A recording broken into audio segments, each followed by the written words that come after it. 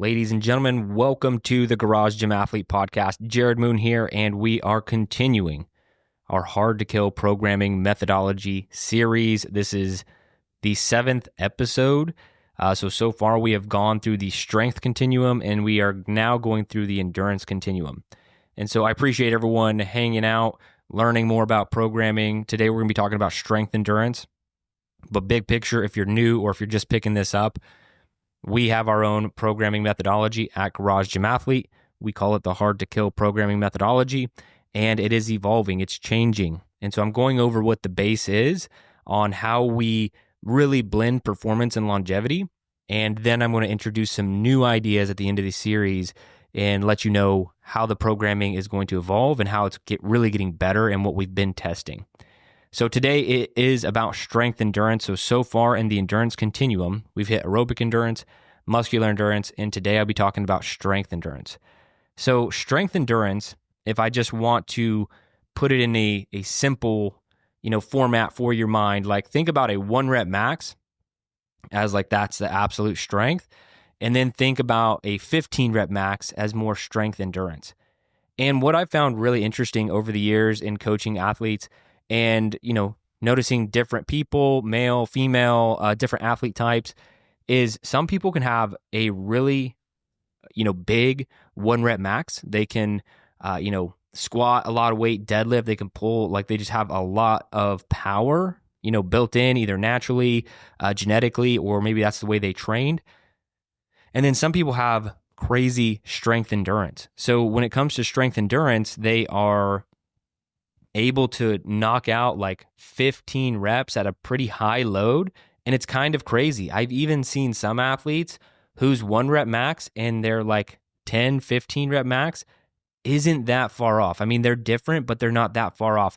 And I really think it's crazy to see that in different athletes. And you don't know which one you are. But if I had to choose one, if I'd rather have just a really crazy, strong 1 rep max or higher like strength endurance, I'd probably choose strength endurance because I feel like it's more applicable to really getting through life. Kind of like muscular endurance, but able to do repeated efforts without fatigue with moderate loads is crazy. And that's exactly what strength endurance is. So let's talk about some of the, key characteristics, what you should be looking at. So like I said, the main focus for strength endurance is moderate to heavy loads for high reps or multiple sets with minimal rest. And, it can help a lot of different types of sports. I think there's a lot of sports application for strength endurance. Wrestling, basketball, CrossFit style, they have a lot of strength endurance. Ultimately, the entire purpose of training strength endurance is it's going to improve your overall work capacity. So it's great for people who want to maintain like a certain intensity for longer without gassing out.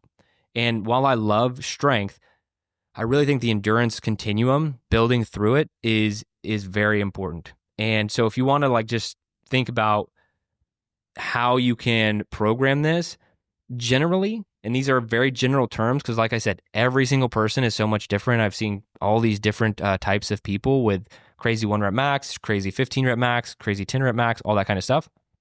Generally, it's going to be around 60 to 80% of your 1 rep max, and the rep range can be anywhere from 8 reps to 15 reps. Okay, so it's quite a range, but really, if you want to test this out, so that's like how you would program it. First, you need to know your 1 rep max, and then you can start to operate off of that. But I highly suggest that you also track your 5 rep max, your 10 rep max, and maybe go so far as a 15 or 20 rep max. Depending on the level of athlete, like if you're a pretty seasoned athlete and you just heard me say 20 rep max and you're more on the strength side, that's probably getting a little bit too crazy for you overall. But I think strength endurance and training it, if you can hit that 60 to 80% of your 1 rep max, 8 to 15 reps, and then also track your higher rep maxes, I mean your 10, your 5, 10, your 15, your 20, and see how that's changing and evolving over time, you can really start to see how you're seeing progress over time. And really you just got to put in the reps. It's very uncomfortable. I know I have pretty high strength endurance. One thing that we utilize in our 1-man-1 barbell program is on the final set, we always just go for max reps. And so we might end up being at like 75%, 70% of our 1 rep max, right in that range. And the minimum reps are 4, but then you go as many as you possibly can. And the more I did the 1-man-1 barbell program back in the day when I was really focused on this, I was able to do, pretty crazy weights for, like I'm saying, like 10, 12, 15, 17 reps with some pretty insane numbers. And so it's really fun. And like I said, it really plays over to anything that you want to do in life. So moving furniture, repeated shovel work, if you're, shoveling snow, any scenario calling for, moderate to heavy efforts done repeatedly. And you can do this in a lot of different ways. Like, I think strongman training is a great way to do this. If you think about it, they have a lot of strength and endurance. They also have a lot of raw power and like raw strength, but they also have a ton of strength and endurance with some of the things that they're doing with the loaded carries, anything with the Atlas ball. So it's really fun training to do overall.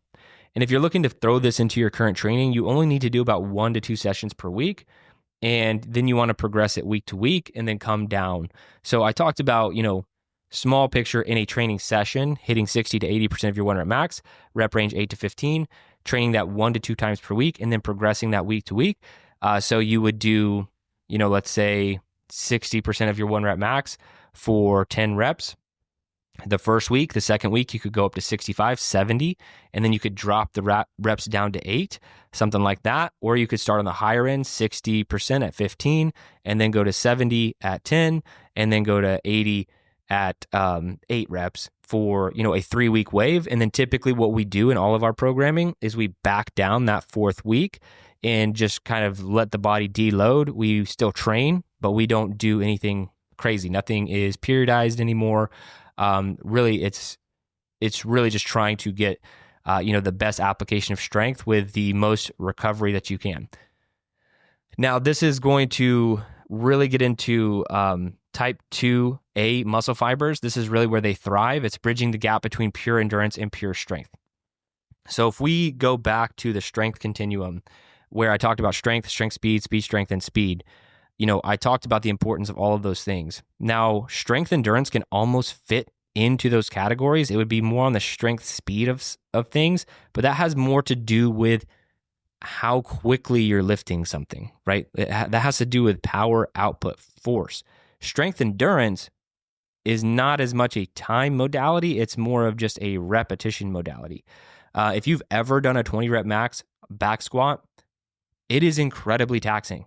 Like, it takes a long time.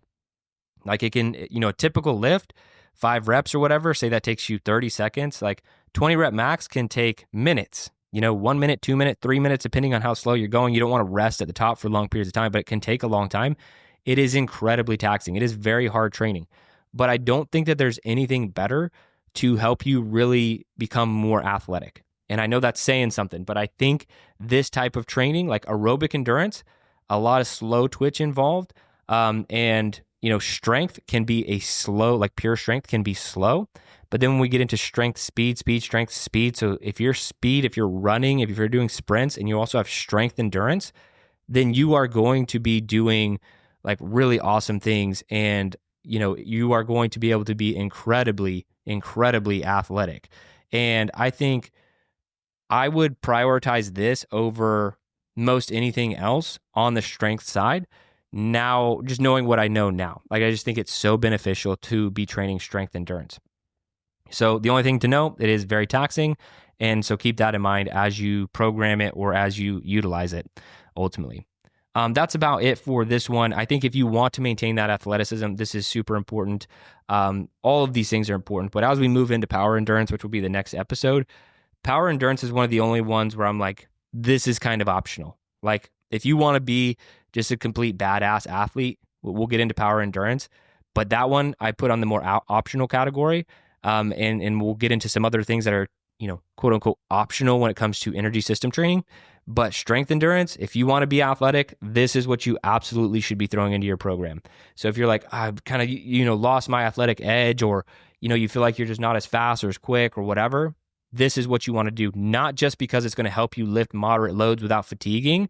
It's going to help develop those type 2A muscle fibers. And this is just a great place to train them. And so that is very taxing, like I said. So when you're utilizing a programming methodology like this, how I've stated it, make sure that you're getting adequate rest, recovery, nutrition, all of those things, and it will go a long way. But that's it for this one. If you want to be part of our programming, head over to garagegymathlete.com, sign up for a free trial. We'd love to have you. For all of our athletes putting in the work, we appreciate you so much. Remember, if you don't kill comfort, comfort will kill you.